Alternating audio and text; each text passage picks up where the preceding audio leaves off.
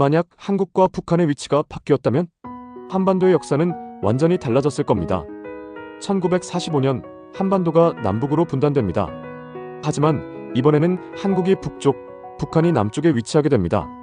자본주의 대한민국은 중국 러시아와 국경을 맞대게 되고 수도는 평양에 위치합니다. 사회주의 북한은 부산 인천을 가진 해상국가가 되고 서울은 북한의 수도가 됩니다. 6.25 전쟁은 일어나지 않았을 겁니다. 소련과 중국이 지원하기 어려운 상황이었고 북한이 전쟁을 감행하기엔 너무 많은 리스크가 있었습니다. 결국 남북한은 전쟁 없이 냉전 구도로 대립하게 됩니다.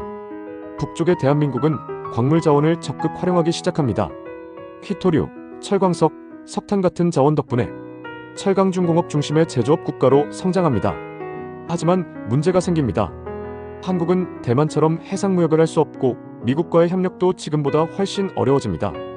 그렇다면 한국의 반도체 산업은 어떻게 됐을까요? 삼성전자와 SK하이닉스는 여전히 존재하지만 한국의 위치상 중국과 러시아의 영향을 강하게 받습니다. 기술 유출 위험도 커지고 미국과 일본의 지원을 받기도 어려워지면서 반도체 산업의 성장 속도는 둔화됩니다.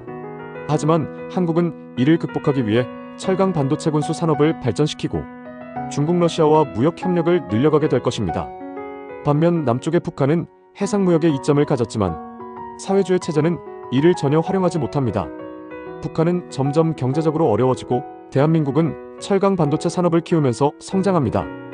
결국 북한이 내부적으로 무너지고 흡수통일될 가능성이 커집니다. 부산, 인천 같은 항구가 있어도 폐쇄적인 정책 때문에 세계 경제와 제대로 연결되지 못하고 점점 고립됩니다.